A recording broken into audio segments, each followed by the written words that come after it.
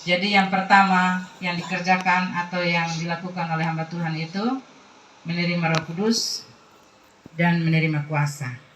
Nah, siap mengabarkan Injil. Berikut ada keyakinan penuh sesuai dengan firman Tuhan yang kita sudah baca. Setiap pengabar Injil itu dia yakin bahwa apa yang diberitakannya itu adalah firman Tuhan, yaitu Injil. Injil itu di Alkitab buku mana? Nanti bilang perjanjian lama juga Injil. Injil itu yaitu Matius, Markus, Lukas, dan Yohanes. Itulah penginjil pertama. Penginjil kedua adalah murid-murid yang mendapat pencurahan Roh Kudus pada saat pencurahan Roh Kudus yang kita rayakan sebagai hari Pentakosta. Penginjil ketiga adalah orang-orang yang telah dipilih Tuhan. Dan entah kita yang keberapa. Apakah kita termasuk penginjil? Nah, itu ciri-ciri. Ciri-ciri penginjil itu ada dia bisa berkata-kata, dia mempunyai kuasa yang diberikan oleh Tuhan, dia mempunyai Roh Allah, dan dia yakin akan kata-katanya, dan juga dia bisa menjadi teladan. Kalau dia tidak bisa menjadi teladan, berarti itu bukan hamba Tuhan. Apa yang dikatakannya dia lakukan dulu. Penginjilan pribadi, diri sendiri dulu diinjili, lalu keluarganya, lalu keluar. Jangan sampai menginjil di luar, keluarganya tidak diinjili. Tadi sore saya, Bapak Tua buka Pamel Atok punya. Ini bukan Pamel Atok yang saya kirim, yang calon yang nanti akan bicara di apa tuh? Di Kalvari itu. Saya kirim. Jadi sibuk melayani, tapi dia tidak memperhatikan dalam rumah.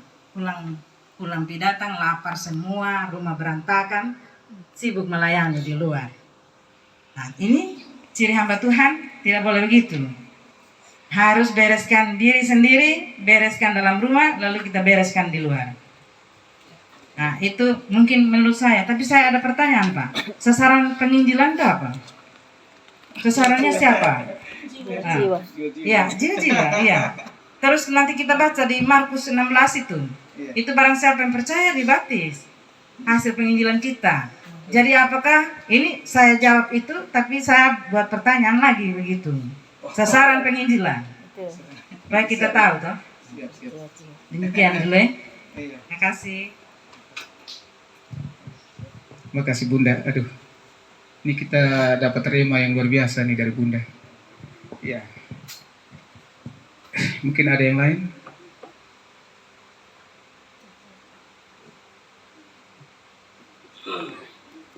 Kananda? Bunda? Mama Grace bagaimana? Bertobat. Ya. Harus bertobat. Ini ciri-ciri.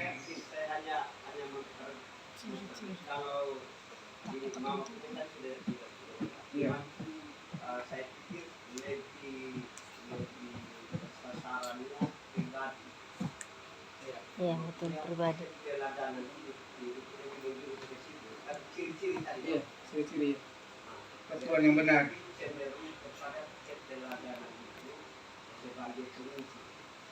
Karena dia tidak mungkin bisa memimpin tanpa keteladanan. Betul. Cukup. Bisa.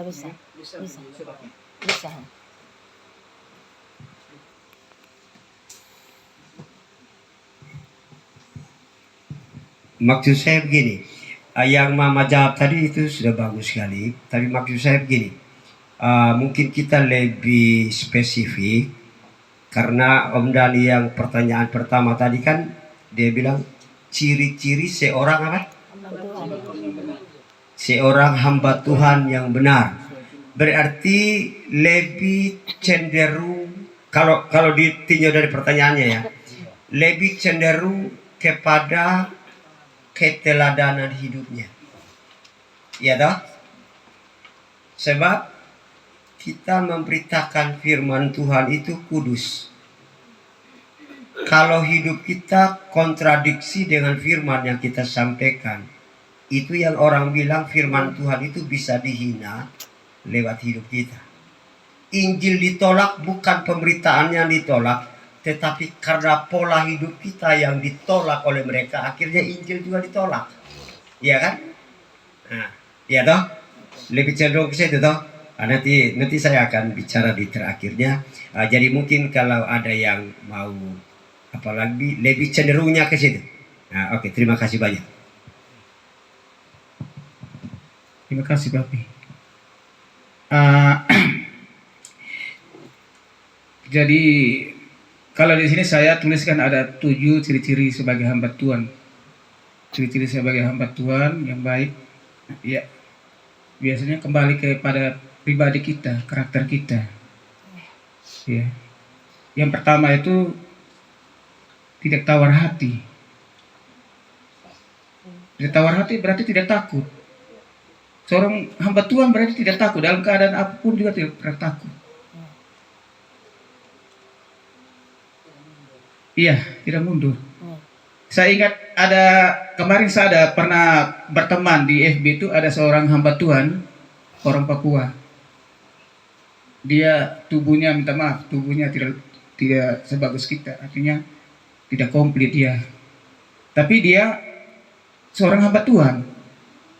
Sekolah kita, Tuhan pakai dia, utus dia di satu perkampungan yang dalam sekali di Papua, itu di OGM, tempatnya OGM itu. Kalau di OGM itu mereka di bagian terdalam. Dia bisa menginjil di situ, dia buat pondok satu, keingin dia bawa pondok itu dijadikan satu gereja. Iya, dengan kehidupan dia seapa adanya. Saya lihat betul-betul orangnya susah sekali, hamba Tuhannya susah sekali. Tapi dia punya, waktu ada wartawan yang masih ditanya, bilang, kenapa Pak Pendeta tidak ke kota saja, menginjili kota? Dia bilang, saya Tuhan taruh, utus saya untuk taruh di tempat ini, di Yakume. Yakume itu ada suku yang bagian terdalam sudah. Kenapa? Kenapa tidak di kota, lebih nyaman? Dia bilang, tidak, Tuhan taruh saya harus di sini. Ini tempat yang Tuhan taruh untuk saya, untuk jangkau jiwa-jiwa yang ada di tempat sini. Dan kebetulan memang di situ, itu daerahnya UGM, daerah konflik. Tidak pernah takut dia, tidak pernah tawar hati. Dalam keadaan apa dia tidak pernah takut. Yang kedua, buang segala perkara yang tidak benar, akar pahit. Akar pahit seperti apa? Kita sendiri yang pernah mengalami. Mungkin kita pernah dengan saudara dalam keadaan tidak saling komunikasi kurang bagus. Saya tidak suka dengan saudara ini, begini. Atau dia menyakiti saya. Terus sebagai seorang hamba Tuhan yang benar, dia tidak boleh sembunyi-sembunyi segala sesuatu.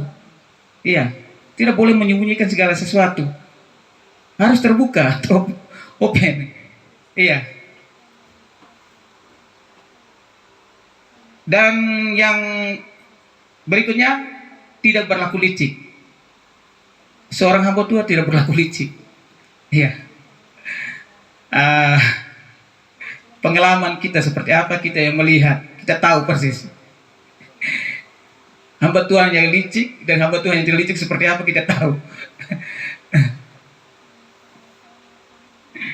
Dan berikutnya, tidak boleh memasukkan firman Tuhan. Artinya firman itu tidak boleh ditambahkan, tidak boleh dikurangi. Iya. Kalau yang betul kita baca seperti itu, ya kita ngomong seperti itu. Jangan nanti kita tambahkan lagi, bilang apa yang kita bahas kemarin tentang ini, bilang surga yang berpindah ke saya minta maaf. Nah, surga itu tidak mungkin pindah ke bumi. Iya. Itu berbicara tentang ini masa Yerusalem baru ya. Tempatnya tidak bisa berpindah, surga. Suasana surga. Kita ingat doa Bapa kami seperti apa, itu sudah. Datanglah kerajaanmu. Iya. Iya. Seperti di surga. Jadi tidak boleh salah atau memalsukan firman Tuhan. Yang banyak sekali memang Kenyataannya yang sekarang banyak nabi-nabi palsu yang kita jumpai. Mereka banyak ngomongnya tidak sesuai. Ya kasih nubuatan tidak sesuai. Saya sering-sering kayak karena Anda bagi di situ, saya kembali lagi ke firman Tuhan. Iya kan? Kita kembalikan ke firman Tuhan lagi. Jadi berikutnya menyatakan kebenaran. Menyatakan kebenaran dan dosa itu perlu kita bereskan. Menyatakan kebenaran berarti setelah kita menyatakan kebenaran, dosa itu harus kita singkirkan. Tidak boleh melekat di dalam diri pribadi kita. Dan berikutnya menyatakan diri di dalam hati nurani orang-orang. Iya. Nah, ini nanti kita masuk di dalam pola penginjilan. Iya. Oke. Jadi sekarang kita pertanyaan kedua ya, kita masuk ke tadi ciri-ciri sebagai hamba Tuhan yang benar. Sekarang kita masuk di pola berikutnya tentang penginjilan. Nah, ini sangat menarik ini. Saya ingat kemarin kita semua bentuk ada bukan organisasi ya, ada tim penginjilan. Dalam perjalanan begini harus ke Kesbangpol, harus mulai sebelum ke Kesbangpol kita harus melapor ke bupati suruh kita ke Kesbangpol. Setelah kita suruh kita melengkapi administrasi, kita sudah urus kelengkapan seperti apa. Tapi dalam perjalanan orang tolak, alasan begini-begini. Nah, nanti sebentar baru papi yang angkat nanti. Ini sangat bagus. Jadi pertanyaan saya yang kedua mengenai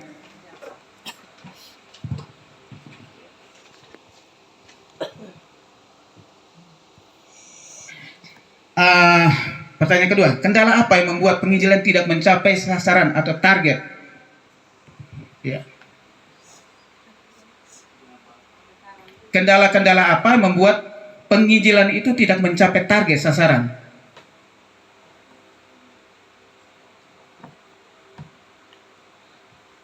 Ini kendala. Nanti setelah itu kita masuk ke pola.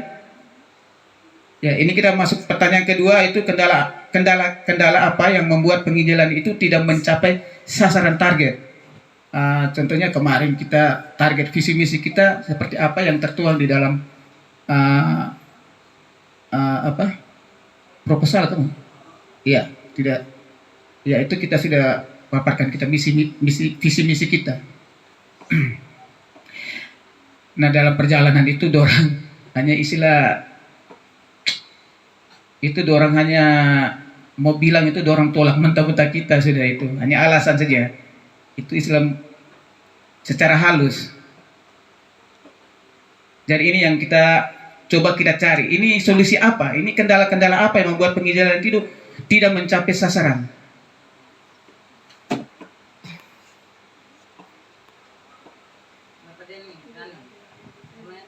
Mencapai sasaran. Sasarannya apa? Yang bagaimana dulu sasarannya? Iya. Kendala dulu. Ya, saya kan tadi. Kami mencapai sasaran, nah kita belum tahu sasarannya apa. Iya. Gimana?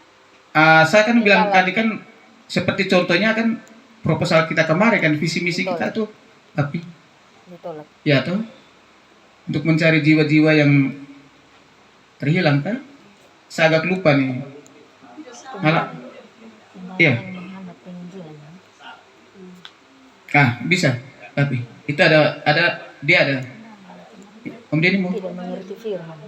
Ini kendala yang membuat penginjilan ini tidak. Iya.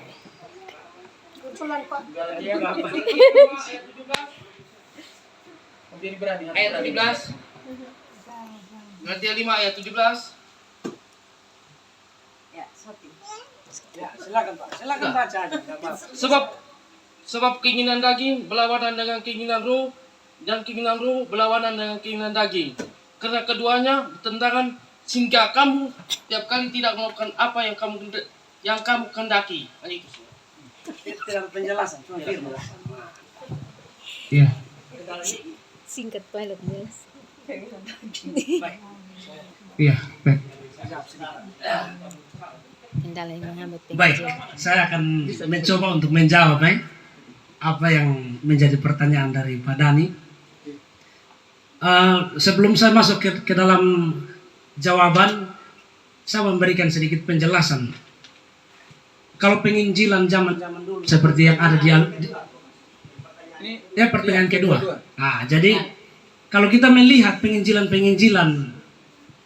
para nabi-nabi hamba Tuhan zaman dulu itu tidak ada kendala. Kendala itu mati saja mereka itu. Iya. Itu yang pertama saya kasih jawaban itu yang pertama. Hamba Tuhan dulu itu tidak berpikir tentang apa yang mereka akan hadapi ke depan. Iya. Yang penting mereka berpikir bahwa saya maju untuk penginjilan dan memenangkan jiwa. Mau mati pun mati, mau masuk penjara pun masuk. Itu yang pertama. Yang kedua, kita hidup di zaman sekarang karena hidup sudah berada di dalam aturan. Banyak aturan yang terlalu mengikat, mengatur, sehingga ini kembali kepada pribadi kita. Kembali kepada pribadi masing-masing, apakah berani terobos atau tidak. Karena tidak selamanya aturan itu tidak selamanya aturan itu dia berdasarkan firman Tuhan juga. Karena banyak aturan yang mengabaikan kebenaran firman Tuhan, sehingga itu ada kepentingan sehingga ya. Jadi sehingga aturan-aturan itu membuat banyak hamba Tuhan yang tidak berani untuk maju, karena kalau mau maju ada aturan, jangan sampai saya begini. Iya toh, contohnya seperti baru-baru. Jadi sekarang yang mau dipersalahkan ini apanya? Aturannya atau diri kitanya sendiri yang mau dipersalahkan? Makanya ini saya mau perlu penjelasan supaya kita bisa paham. Ya, jadi sesungguhnya memang ada roh ketakutan. Betul. Ada roh yang mempertimbangkan. Sehingga ini jangan sampai ini aturan lebih berkuasa sudah sekarang. Aturan lebih berkuasa daripada firman Tuhan. Jadi kita bandingkan saja penginjilan zaman dulu dengan sekarang. Ada yang berani tetapi tidak ada yang mendukung. Iya. Sehingga tidak jadi begitu. Jadi mungkin itu saja jawaban saya kalau kita berpikir sudah dalam hati kita mungkin. Terima kasih. Terima kasih. Mungkin ada yang mau tambahkan lagi? Bunda?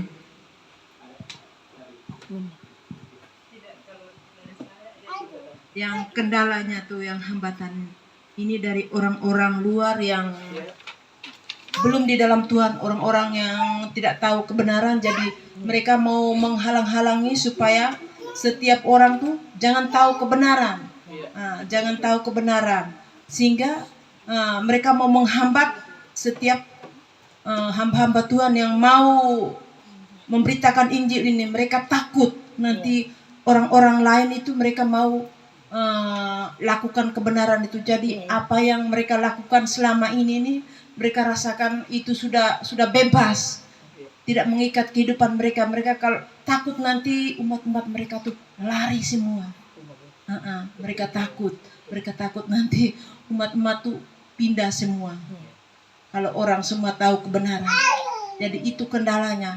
Satu firman dinyatakan di setiap orang-orang yang belum tahu kebenaran ini.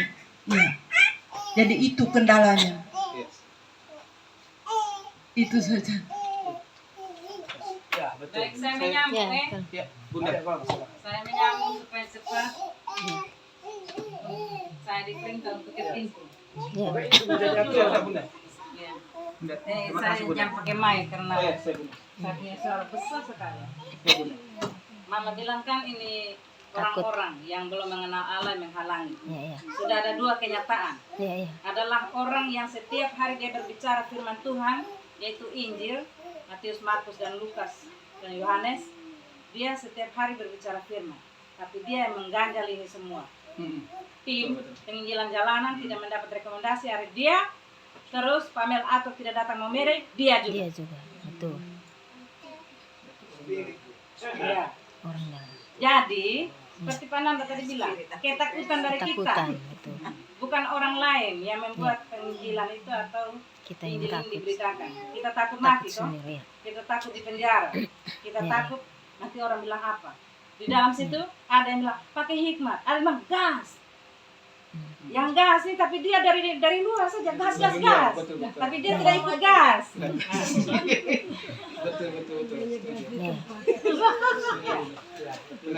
Ya, jadi kita takut semua untuk memberitakan ini. Yang tadi Mama bilang tuh berani percaya bahwa perkataan dia itu benar, karena dirinya telah menjadi teladan. Kenapa dia menjadi teladan? Karena dia dikuasai oleh Roh Kudus. Jadi menurut saya kita jangan kasih orang lain, karena sudah ada kenyataan. Orang lain yang tiap hari bicarakan firman Tuhan, dia yang tolak Injil. Ya, tidak itu kan? Mungkin saya tambah sedikit. Ya. Mantap. Salam. Saya tambah sedikit apa yang Roh Kudus yang menggerakkan hati dan suami. bagi pengalaman sedikit. Jadi mungkin kendala satu itu dari kita anak Tuhan, satu kurangnya pengetahuan tentang firman Tuhan. Betul. Nah, bagaimana cara menyampaikan firman Tuhan dengan orang karakter seperti ini, karakternya seperti ini, kan kita harus belajar. Nah, jangan kita langsung harus percaya Yesus. Nah, tapi kita lihat dulu dia itu caranya bagaimana, karakternya dia seperti apa. Nah, kita butuh sama Tuhan. Mungkin yang tadi yang pertama juga sama tadi tambahkan sedikit dari saya tuh mengenai ciri-ciri penginjil itu bahwa satu, hidup kita itu mengasihi Tuhan. Tujuan hidup kita sepenuhnya hanya untuk Tuhan, memuliakan Tuhan, bukan supaya dipuji manusia. Nah, kedua yang paling berat itu mengasihi sesama. Adakah hati kita untuk mengasihi orang yang menyakiti hati kita? Musuh kita terbesar. Mungkin di depan kita kan saya mengasihi engkau, tapi hati Tuhan, hati kita di depan Yesus engkau, tapi di belakang musuh. Jangan seperti itu. Tuhan itu sekarang itu bukan kita menyampaikan firman Tuhan dan bagusnya atau tetapi sekarang itu hati kita. Seperti kemarin yang Ibu Esther bilang di atas rumah itu bahwa sesama orang Samaria itu punya hati yang belas kasihan. Nah, dan satu yang saya alami, saya ikut Tuhan dari gereja lama itu, bahwa yang seperti dibahas dengan roh ketakutan. Roh ketakutan itu kan memang bersumber dari setan, kan? Ketakutan, tapi ya roh yang membangkitkan itu kan dari Tuhan, yang membuat kita berani untuk menyampaikan kebenaran firman Tuhan kepada orang-orang yang sangat membutuhkan keselamatan. Jadi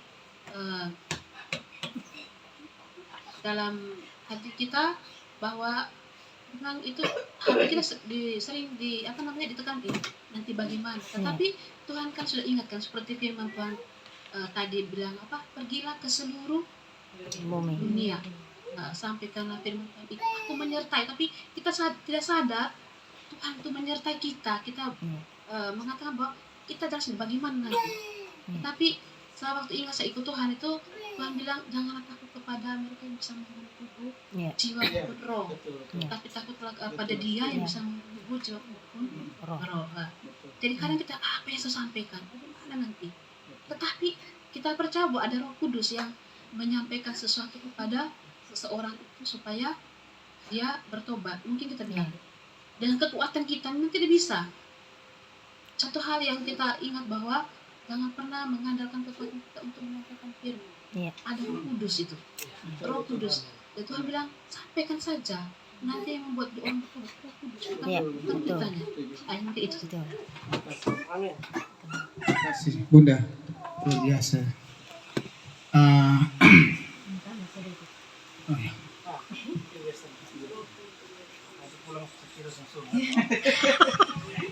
Firman Tuhan di dalam Yohanes 3 ayat 16 mengatakan bahwa karena begitu besar kasih Allah akan dunia ini sehingga Ia mengurniakan anak yang tunggal bagi kita untuk menembus dosa kita. Nah, kalau kita punya hati kasih seperti Tuhan, pasti kita akan punya kerinduan untuk memenangkan jiwa. Mungkin dalam rumah tangga, keluarga atau apapun, ada keluarga yang belum selamat, belum percaya Tuhan. Mungkin kita takut untuk memberitakan, tapi kita hanya lewat doa biar memberikan kesempatan kepada Roh Kudus yang jamah, lama-lama pasti dia akan bertobat. Nah, kadang kita mau sampaikan kan agak takut dan lain-lain tuh.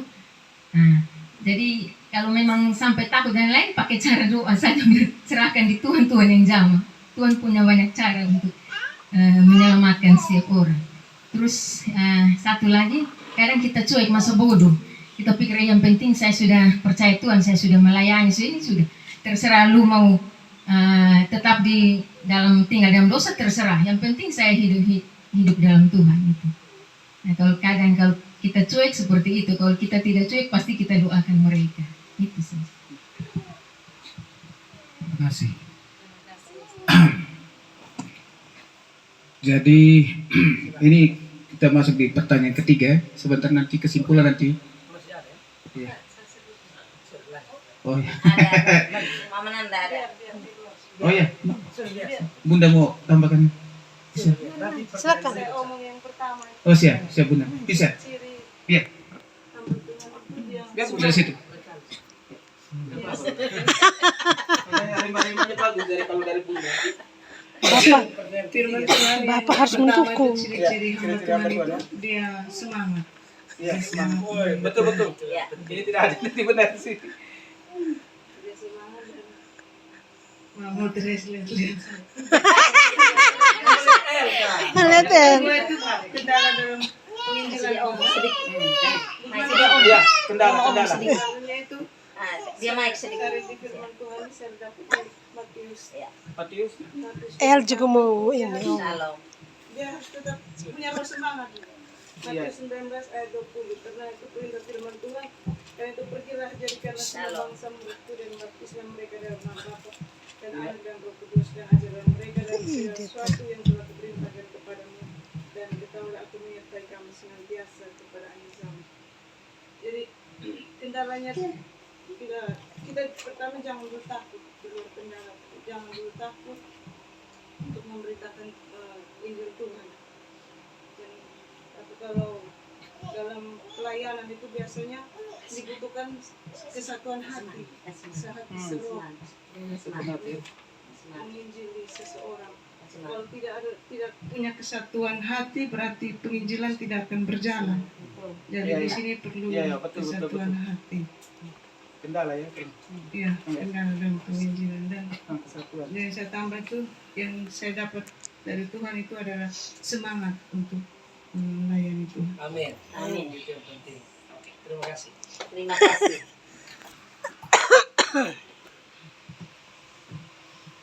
Baik, terima kasih.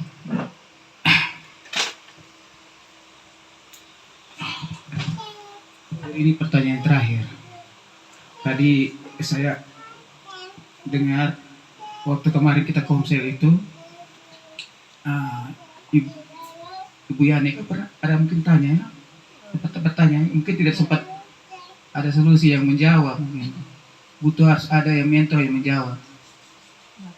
Ya, bagaimana cara kita untuk menginjil, cara yang tepat untuk menginjil, ya, buat orang yang belum percaya Tuhan Yesus sama sekali, orang Buddha, minta maaf, orang Muslim.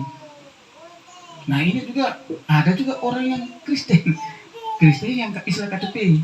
Ini bagaimana cara yang tepat untuk kita kasih firman yang seperti apa supaya mereka tuh bisa mengenal itu siapa Yesus dan bisa berubah kehidupan mereka yang lama. Ya, ini saya belum tahu seperti firman apa yang perlu disampaikan seperti itu, saya belum terlalu paham. Jadi saya istilah orang awam, saya butuh harus ada narasumber yang untuk menjawab ini. Terima kasih. Narasumber kan Bapak Gembala, Pak. Iya. Gembala penginjilan. Iya, betul. Cuma Mama mau berbagi saja. Oh, siap. Dari Kalau- ide itu. Siap, Mam. Ini apa? Jangan kesini. Biar Iya. saya kesini. Mama masih kuat cerita. Saya latihan berapa kali. Jalan. Serta Yesus. Yang dibagikan oleh Kak Karina di Bethesda, namanya pra penginjilan. Jadi metode atau cara melakukan penginjilan, toh? Supaya penginjilan itu berhasil. Jadi ada yang namanya pra penginjilan. Pra penginjilan itu mengosongkan segala sesuatu yang tidak sesuai dengan firman Tuhan di dalam orang itu, lalu kita menginjili. Nah, dia punya pakai ibarat kemarin itu, ini gelas kosong, terus diisi dengan gula-gula, diisi dengan segala macam di dalam, ada sampah-sampah, ada ini puntung rokok, ada sedikit alkohol. Itu yang diangkat dulu, angkat dulu satu-satu. Terus sudah kosong, baru kita kasih masuk firman Tuhan. Kalau kasih masuk firman Tuhan dengan itu barang masih ada, mereka masih merokok, masih apa, masih minum mabok, pesta pora, ya, kita menginjili, mereka siap. Terus itu kita pulang, mereka ada pesta di situ, mereka duduk lagi, lepeng lagi. Jadi ya sama, firman Tuhan di dalam gelas tuh masuk semua, terus segala macam sampah juga masuk semua di dalam itu tempat. Jadi polanya harus ada pra penginjilan. Seperti apa? Rino tidak sambung. Kalau dia untuk sambung, ya sudah berarti kita supaya kita tahu ya berarti Rino harus ada. Menurut saya ini pertanyaannya harus Bapak Gembala yang. Iya, saya tidak tahu dulu seperti apa. Ya. Tapi kita sudah jalankan toh. Iya. Polanya hanya jalan-jalan saja. Lihat orang yang sengsara ya dikasih makan, orang yang dengan gangguan jiwa dikasih makan. Kan sudah jalan. Berapa orang sudah jalan. Kami yang perempuan belum. Nama Esther saya yang sudah jalan. Lalu toh. Itu saja, kakak. Yang lain tidak jalan siap dari rumah. Ya. Oke, mungkin saya bukan narasumber, jadi saya harus tanya di Bapak Pendeta. Nanti Bapak Pendeta yang menjelaskan dari pertanyaan pertama sampai dengan pertanyaan yang terakhir tadi. Kalau memang pertanyaan terakhir tadi memang saya tidak bisa istilah saya awam, saya tidak tahu ini. Bapak Iya. Al, bagi sedikit ke Bapak Al. Saya bisa tunjukkan saya punya sikap kepada orang. Artinya untuk supaya orang bisa bertobat dari pribadi saya. Kalau tidak, sudah bisa ini. Saya tidak tahu kalau firman apa yang saya perlu sampaikan supaya dia sadar. Iya. Mungkin waktu dan kesempatan saya minta Bapak Pendeta Ishak untuk mari.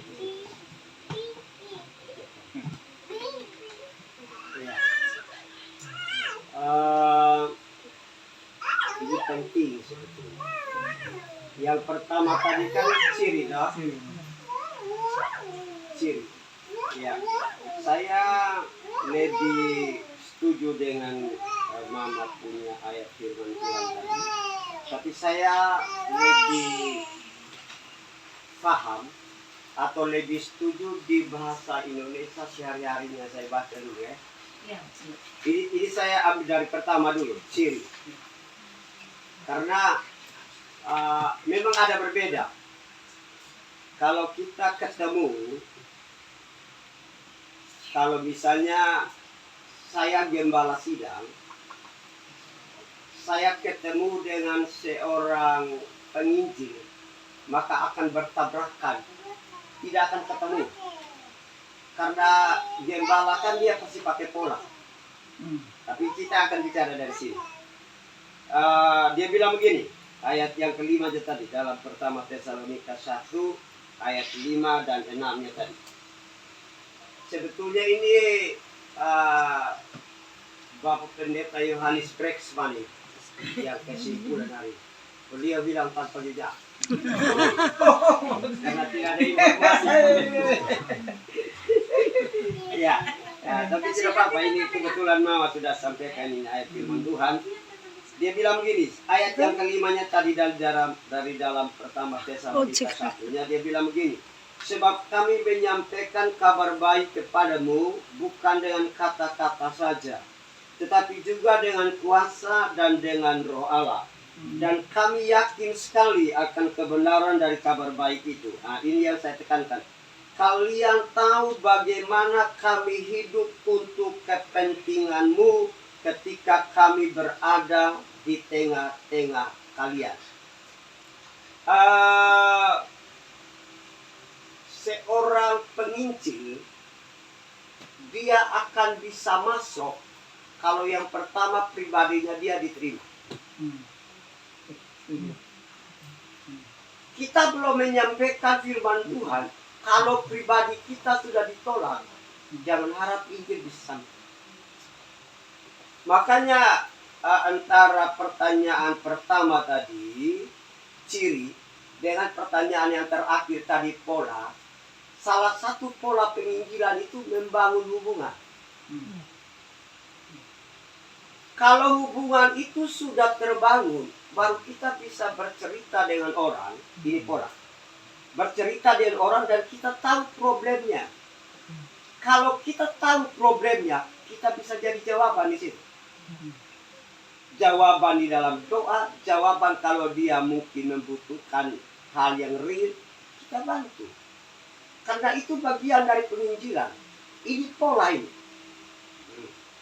Jadi kalau seorang penginjil itu semasih dia mengutamakan kepentingannya sendiri di atas kepentingan Tuhan, maka penginjilan tidak akan terjadi. Tidak akan berjalan. Makanya waktu yang di Kespangpol itu, waktu itu dia pangkatnya apa, kabaknya apa, sakit terus. Jadi waktu dia sampaikan bilang pelayanan orang gila dia larang, pelayanan ini dia larang, pelayanan itu dilarang. Terakhirnya saya jawab sama dia begini.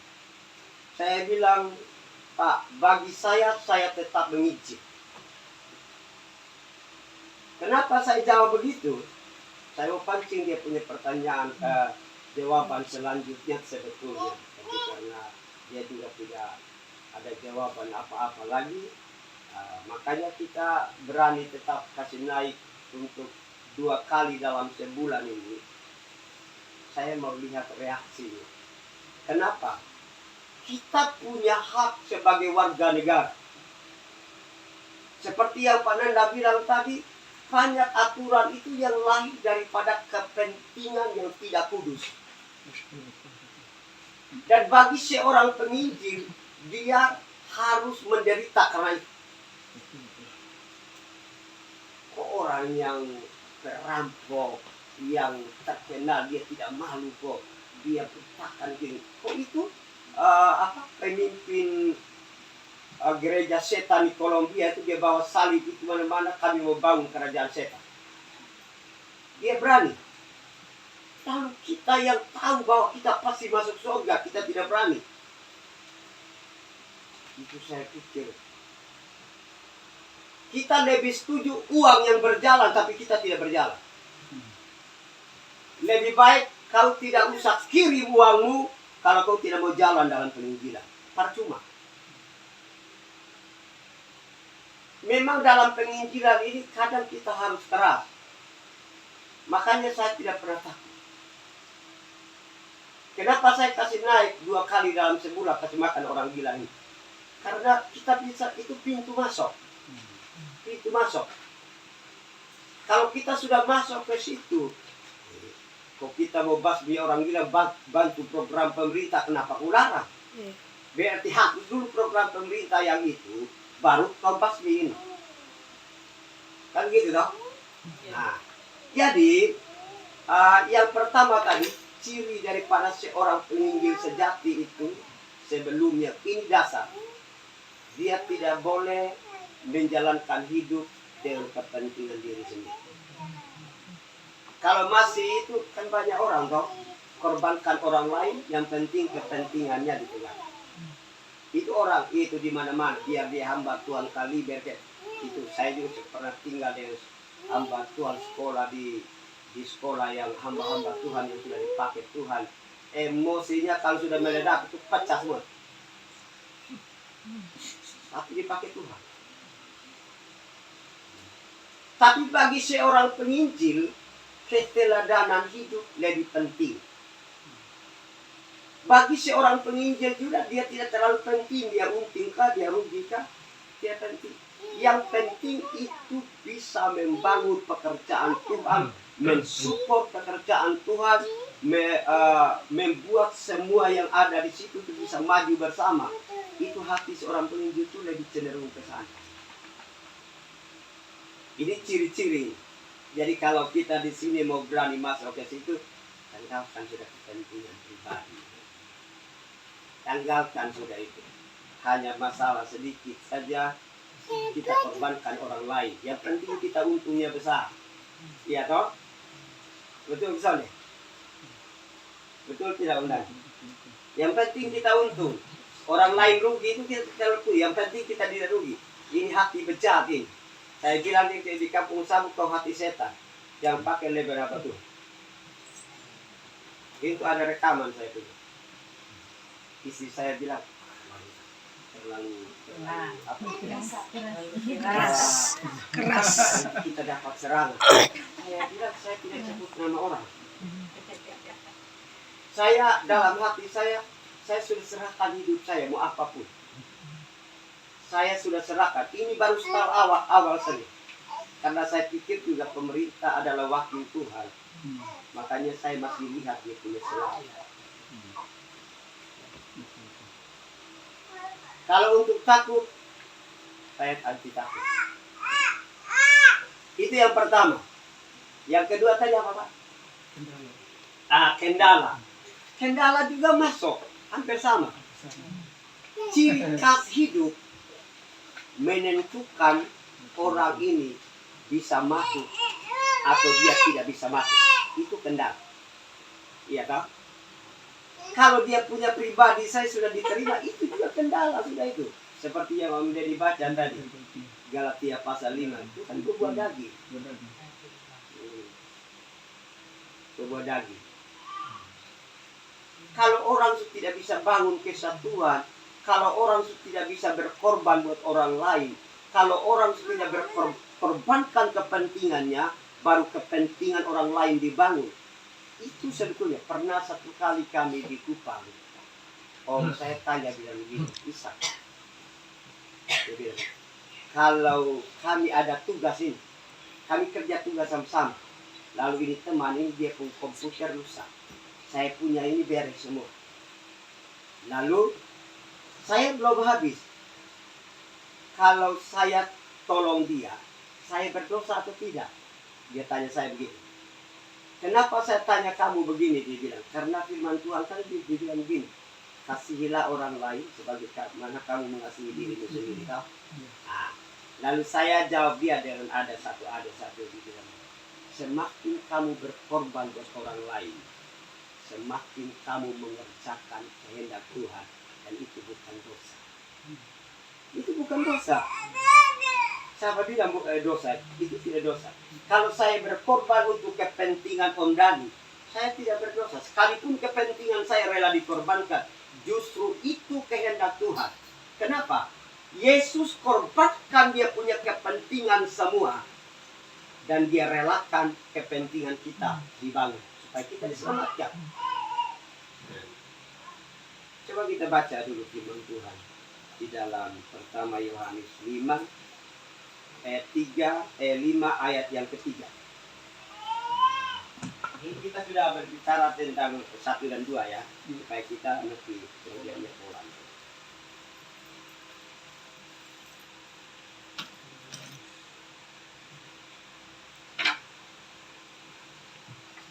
Pertama Yohanes 5 ayat yang ketiga. Kalau sudah dapat silakan.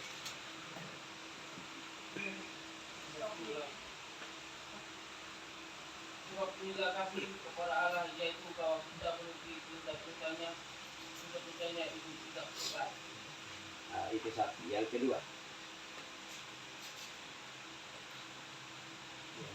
Pertama Yohanes 3. Ini dasar. Ayat yang ke-16.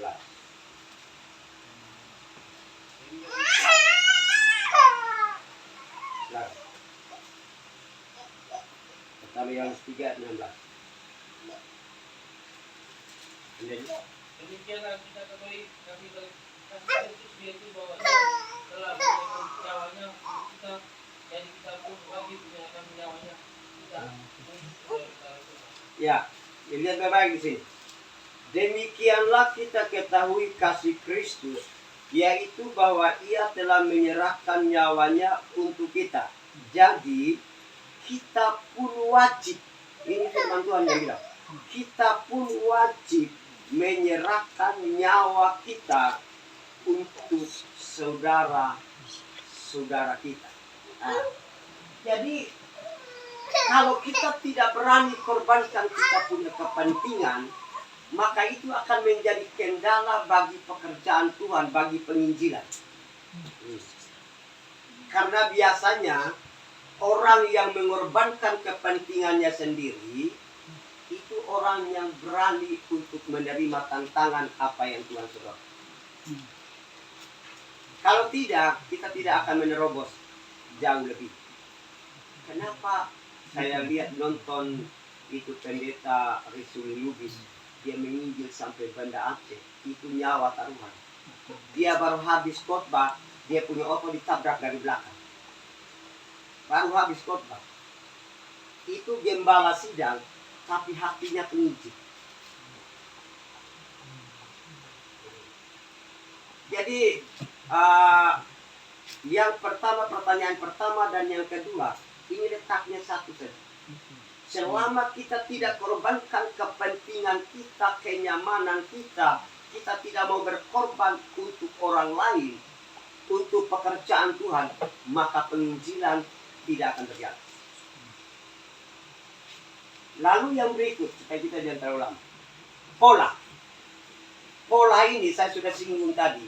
Itu pola itu sederhana dalam penginjilan, itu sederhana.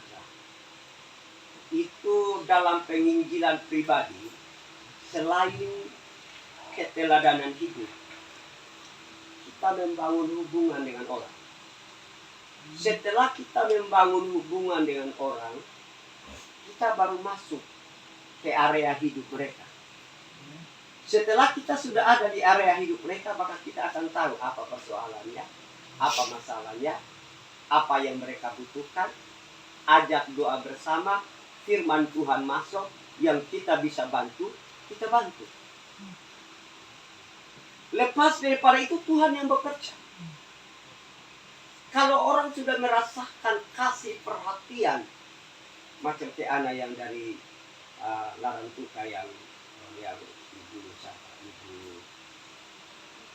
siapa di bawah? Ibu Alfira bawah. Dia pecah menangis di sini. Kenapa? Karena dia rasakan ada kasih, ada penerimaan. Karena dia punya bapak mama sudah cerai sejak dia masih SD. Ketika dia rasakan kami terima dia, kan pertama kan dari perjalanan nasi dia datang ke sini, saya tuntun dia terima Yesus. Sementara belum habis, dia pecah menangis. Kenapa? Karena dia rasakan apa di sini? Saya rasa saya diterima, dihormati, diterima.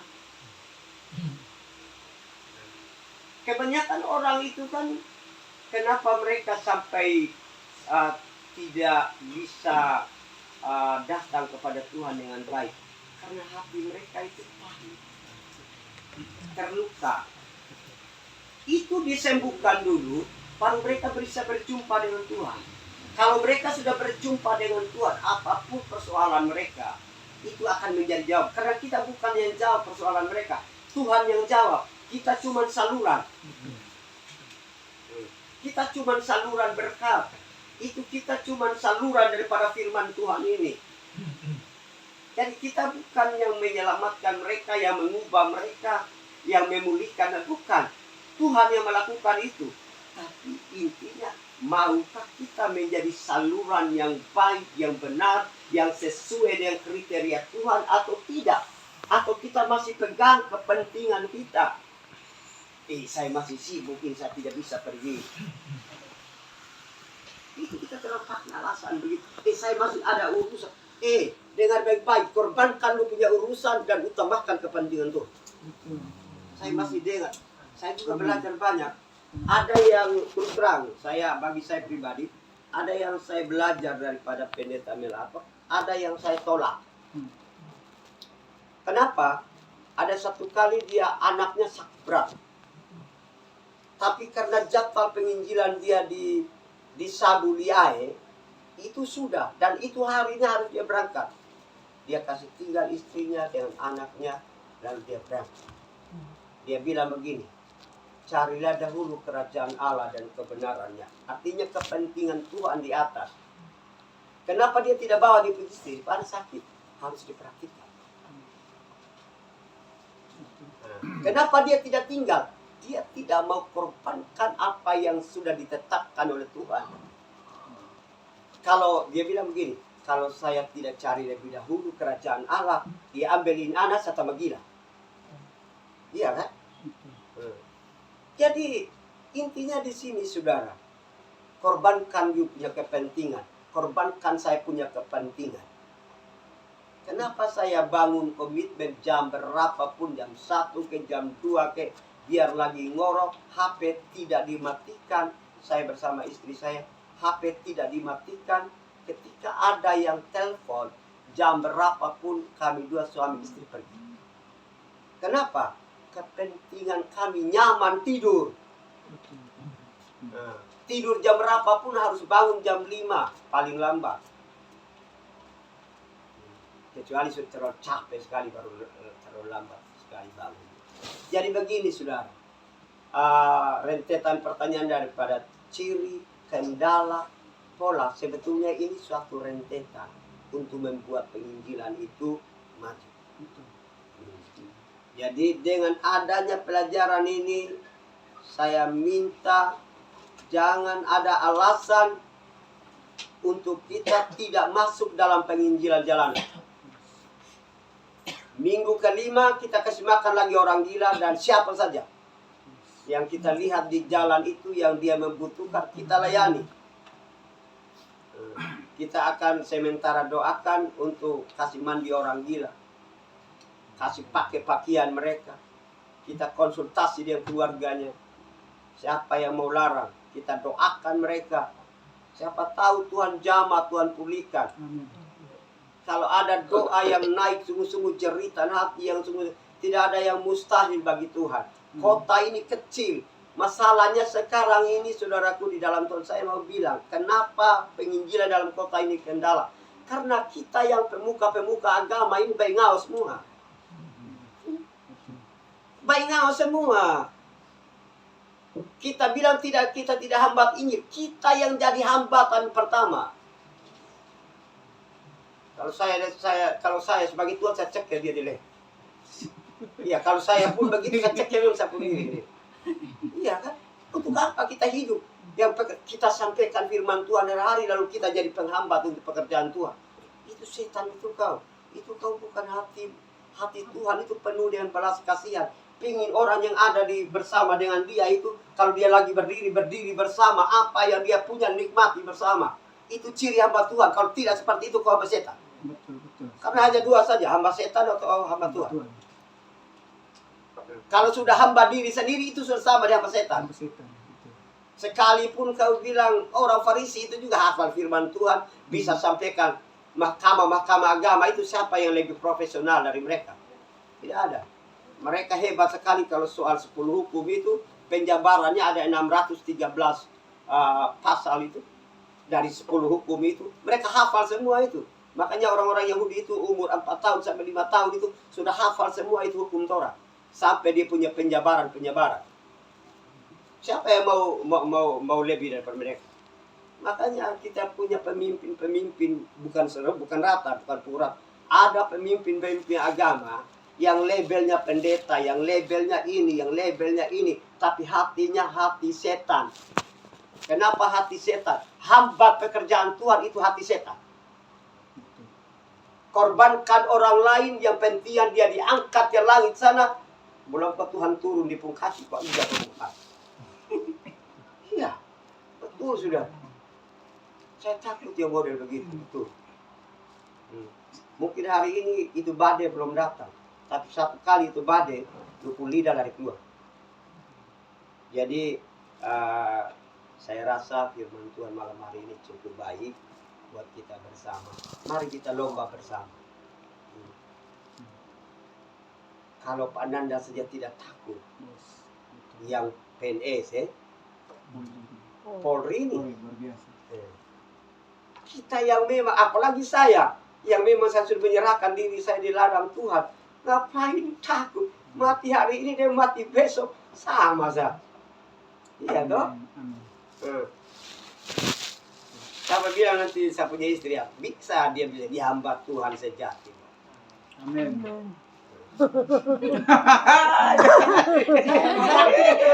Membuat saya jadi janggal. Tuhan bilang begini, sehelai rambut tidak akan jatuh ke bumi kalau Tuhan tidak izinkan.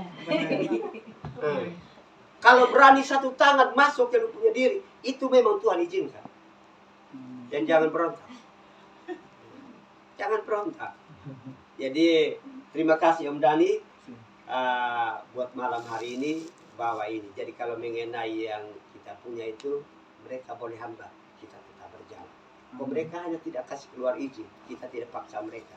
Tapi untuk aktivitas dalam penginjilan, apapun caranya, kita harus tentu.